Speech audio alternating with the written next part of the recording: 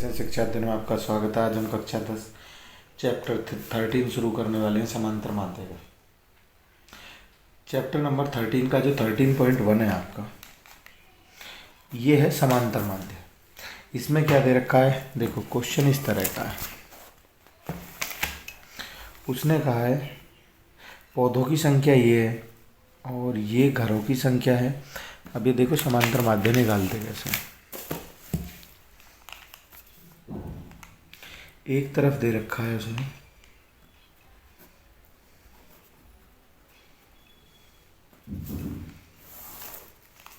जिसको हम CI बोलते हैं, बारंबारता, ठीक है। दूसरे में उसने दे रखी है घरों की संख्या जिसको बोलते हैं FI। तीसरा जो हम इनसे बनाते हैं वो बनाते हैं XI, ठीक है, CI और FI से। और फिर इसका फॉर्मूला क्या होता है,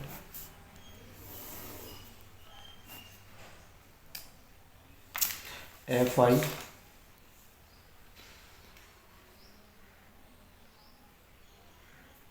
इंटू XI,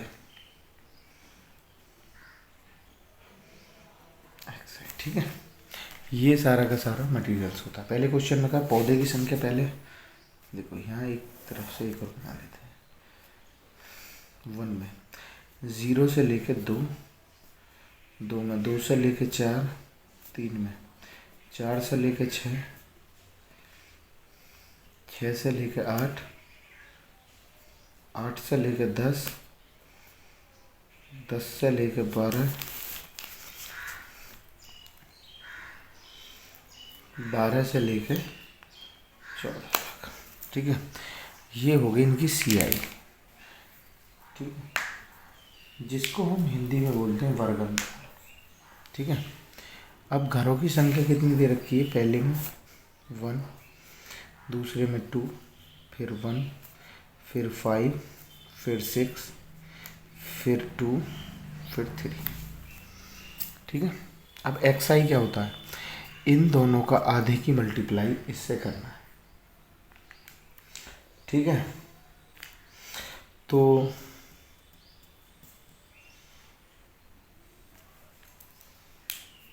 नहीं सॉरी, इनका आधा करना है। तो ये कितना होगा, 2 और 0 2, 2 का आधा 1, 4 और 2 6 का आधा 3, 6 और 4 10 का आधा 5, 7, 9, 11 और 13,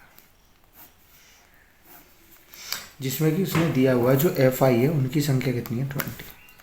अब हमें निकालना क्या, FI इंटू XI। 1 की मल्टीप्लाई 1 में 1, 3 2 जा 6, 5 1 जा 5, 5 7 जा 35, 9 6 जा 54, 22 39।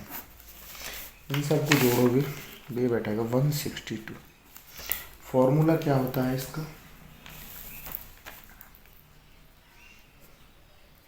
इज इक्वल टू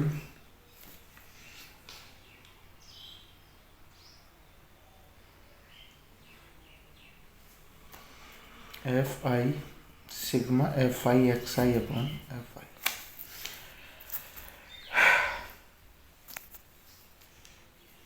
चलो FI XI कितना, 162 अपॉन 20, कितना हो जाएगा 8.1। ये इसका हो जाएगा आंसर, ठीक है। अब हम इसमें साथ के साथ दूसरा क्वेश्चन करेंगे, ठीक है। दूसरे क्वेश्चन में उन्होंने क्या दिया हुआ है, क्वेश्चन नंबर दूसरा, उसने दिया हुआ दैनिक मजदूरी,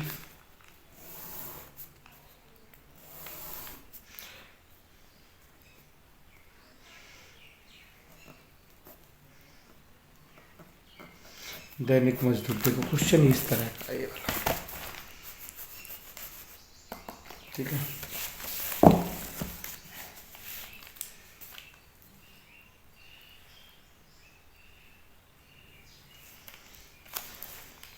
इस क्वेश्चन में थोड़ा सा बुक में डिफेक्ट है, उसको मैं दूर कर दूंगा।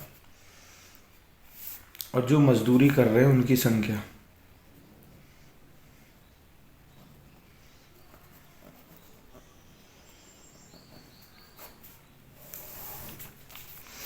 तो ये वाली होगी हमारी CI और ये होगी हमारी FI। XI निकालना है। इसे मैं दूसरी तरीके से कर दूं, कल्पित माध्य विधि से करते हैं इसको।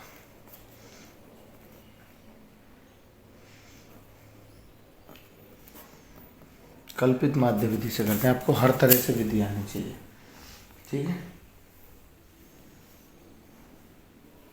इससे पहली कौन सी थी, वो थी आकलन विधि, यह है कल्पित माध्य विधि।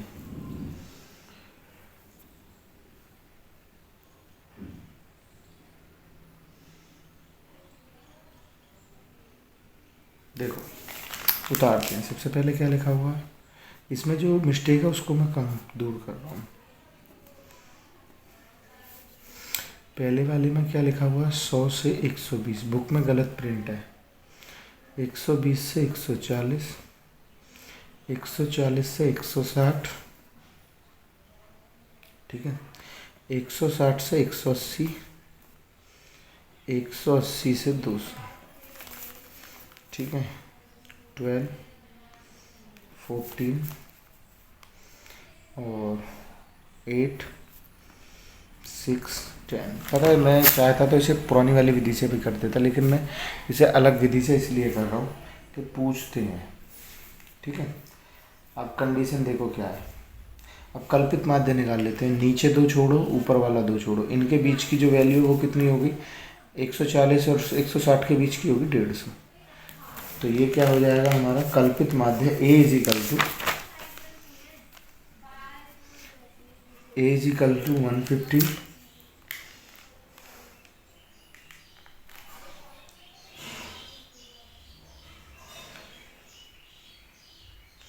और H इज इक्वल टू कितना हो जाएगा 20। भाई इन दोनों का अंतर तो 20 है ना, उसका आधा ही तो लिया हमने।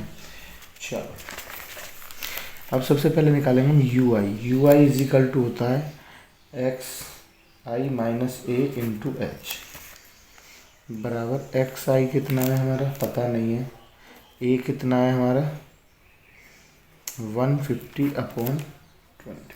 एक हो गई थी, हमने XI तो निकाला ही नहीं था, अब हमने XI निकाल दिया। देखो तो हमारा फॉर्मूला क्या है, XI माइनस 150/20। XI 110 में से 150 गए, कितने बचे, ये वाला हमारा 0 हो गया। अब ये हो गया 110, ये गए तो ये बचे 20, ये हो जाएगा हमारा -2, 40 2 बार कट गया। 130 में से 20 से कितना बना -1, ये बच गया हमारा 1 और ये बच गया हमारा 2, ठीक है, इस वाले फॉर्मूले से। अब एक और निकालते हैं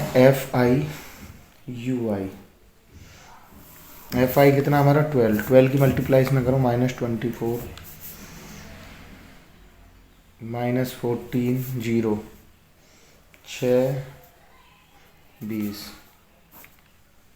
जब इसे पूरे को हल करेंगे माइनस आ जाएगा 12 और ये कितना है हमारा